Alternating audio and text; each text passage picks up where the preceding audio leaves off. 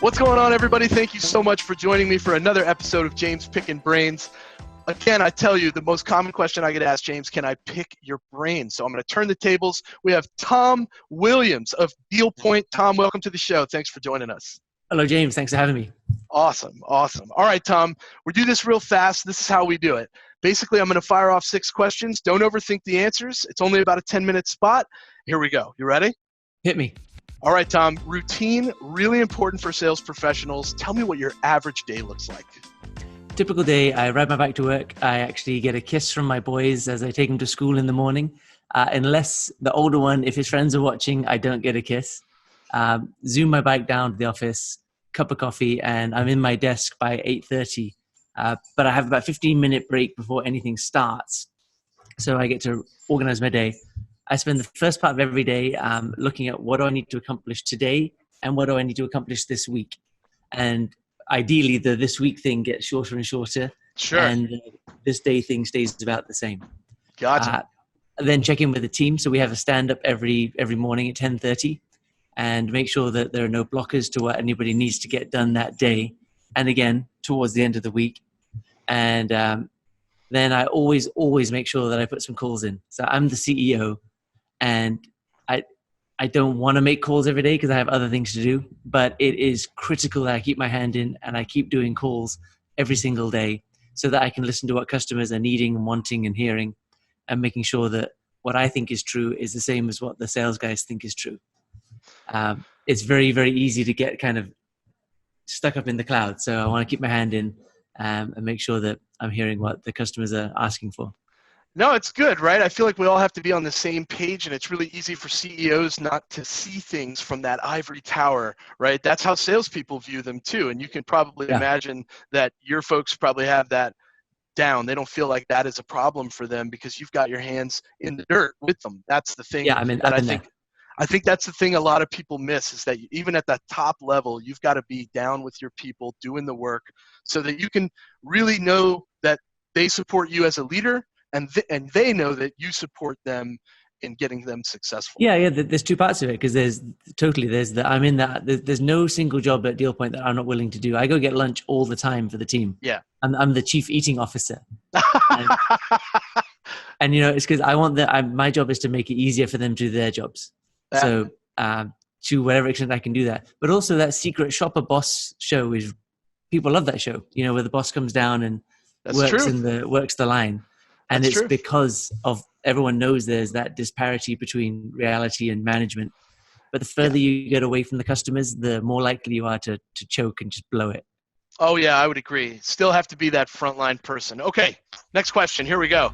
Salespeople historically talk about work-life balance. I know a lot of people that will call BS on work-life balance and a lot of people that really support a strategic way to manage your time. What are your thoughts on work-life balance? It's super, super important. I actually left my last corporate job because I was flying to Asia all the time. And I was in charge of worldwide sales. So I was in China or Japan or Germany a lot. And when my first kid was a baby, that was fine because there was one baby to manage and he didn't know if I was there or not. But by the time the second one came around, it was harder for my wife to manage 2 kids. And I didn't want to miss these kids growing up. So I mindfully left that hardcore traveling job. And now my kids are 6 and 8 and I'm home for dinner every single night. I put them to bed. I get the kiss regardless because there's no other friends around. Yeah. And then I'll probably do an hour or 2 of work from, 9 to 11, depending what's going on. But that 6 o'clock to 8 o'clock region is firmly dedicated for the family.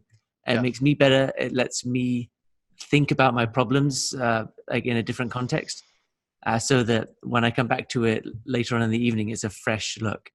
But I also, one other thing is we don't make our team work more than 40 hours because you can get your goddamn job done in 40 hours. And if you can't, you should hire more people. No, I would agree with you. And there's been a lot of talk about what it is to actually manage the time that you're spending doing productive work, right? Because it's easy to get distracted in sales too, especially for some people like myself that work from home. When you have an office, you can kind of stay in the zone. It's a little easier because that's the work environment, but working from home can be very distracting. So I kind of like the aspect of like knowing what it is to value their time with their families because you value your time with yours. That's a very empathetic CEO mind frame, and I think that's wonderful. All Well, right, part of it is Tom. having that list. Part of it having that, if you have that list of things to do, Sure. then you can know if you can be done or not.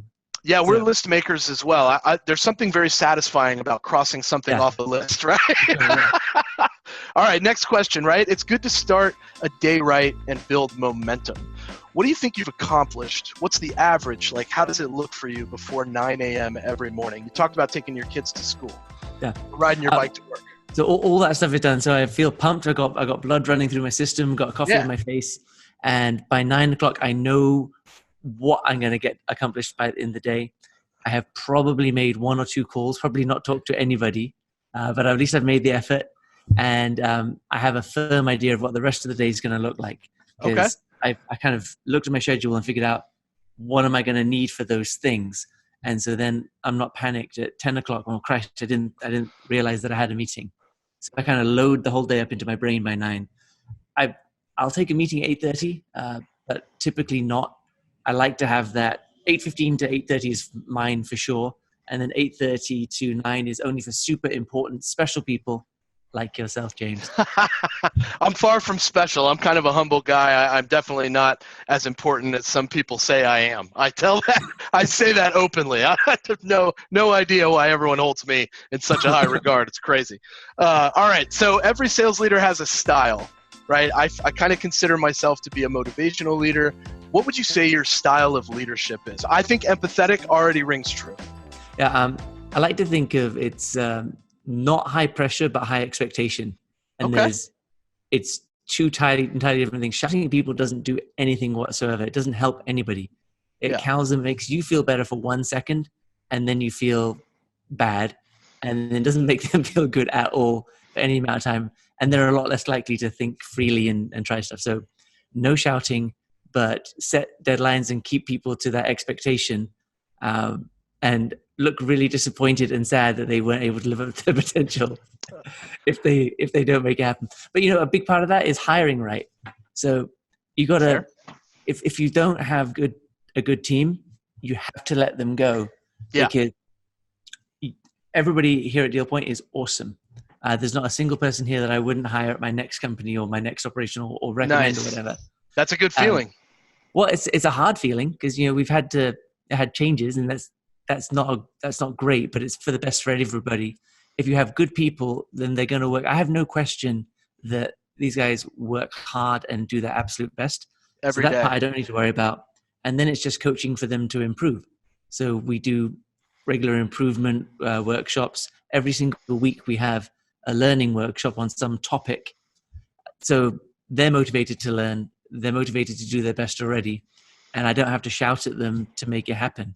So I think that's great. Learning definitely promotes growth, and growth promotes learning, right? If somebody wants to grow, they need to be willing to learn. If somebody needs to learn something, then they have to have the desire to grow. I think those two things often go hand in hand. CEOs, thought leaders, sales leaders in general often have this mentality too. I think in entrepreneurship, you see a lot of people that are willing to admit that they have a lot to learn because they want to grow, and they need to grow so that they can learn. So anytime you talk to people that have begun businesses like yourself, they always end up in that main mentality of I can learn from somebody and I can teach other people. And as long as you're riding that fence, I always say that we're going to be successful, whatever that might look like for you. All right, next question. We all climb ladders in different ways, right? Sometimes it takes a long time for us to realize our full potential, as you talked about earlier. How'd you get this job, man? Oh, I quit my last job. It's easy. That's the best answer I've gotten to that question, hands down so far. Oh, I got this one because I quit my last one. Yeah, it's easy. And have a super, super supportive wife. If you got that, you're gold. Yes, behind every... That is a fantastic business partner. So my business partner on the technical side is rock solid. That's super, great. Super honest, works a phenomenally hard day, and way smarter than I am. So I love it. So good wife, good business partner, quit your job. Yeah, I always say behind every great man, there's a woman pointing at where the furniture goes. That's how it goes. That goes over there and that goes over there. Can you move that for me? All right, last question. This is the one that we kind of pull it all together. Everybody has someone that influenced them in their life. Sometimes it's your parents, sometimes it's a teacher, sometimes a professor, sometimes it's a colleague. Who are your influencers? What was it you were listening to that shaped the man you are today? Yeah, that is a really hard question. Is it? Yeah. Motivated solo. Yeah, I've got nothing. Hey, you know what, dude? That's actually admirable. Like some people just throw out like random names, not you. You're like, me, man. I motivate myself. I'm amazing. I love it. I dream of winning the Oscar. I just say, fuck all you people. I think that's so awesome, man. Hey, I've had some good names thrown out there, but I got to be honest, like no one's ever come right out and been like, oh, I don't have an answer for that. So I have to ask, like, are you a reader? Are you a documentary guy? Like, what's the best way that you consume knowledge? I do like reading. I like riding my bike and thinking about stuff that has nothing to do with me. Yes. And I don't know if that makes a difference or not. But yeah, I do like to. Do you feel? I've always felt like I want to read as much as possible and I want to consume as much content as possible, but I always felt like I don't want their thoughts messing with my thoughts, right? Like, what if I'm thinking differently because of them? Well, see, so what I like to do is when I'm reading it, I'm critiquing it and thinking, well, this is why this guy is wrong. And if I can't why it's wrong, then I think, well, maybe it's right. And then I can bring it on as my own idea. But if you think about it critically while you're reading it, then everybody out there makes mistakes because we're all people. So find one of those mistakes, and then you won't think they're also special. But then you can suck out the good bits. I love that. I think that's great. I also recommend looking for typos. Like I was reading I'm so bad about that. I was reading a thought leadership book on sales by somebody who shall remain nameless, and 32 typos in this guy's book, but a lot of his points were valid. So I was able. Was it my book? It sounds like it might be my book. I will read your book next, and I'll highlight it for you. All right, Tom. Well, listen, tell everybody what Deal Point does. Tell everybody why they should reach out to you. Tell them how they reach out to you, and then we'll sign off. Sure thing. So Deal Point is for buyer-centric sales teams, and what we do is we make it easier for you to have a conversation with your customers rather than just barreling down and shouting at them. Yes. Make sure that there's a mutual plan of action and that you're all on the same page. So the reason you should call is you'll be able to disqualify people a lot faster if you know what their motivations are. You'll be able to have a much more predictable forecast if you know where they're at in the sales process. And the way to get hold of me is dealpoint.io. I would say look at me on LinkedIn, but there are literally 8,000 Tom Williamses on LinkedIn. Oh, so, Tom Williams, that is a tough one. I'll tell you what, you'll be hard-pressed to narrow down the scope for Tom Williams.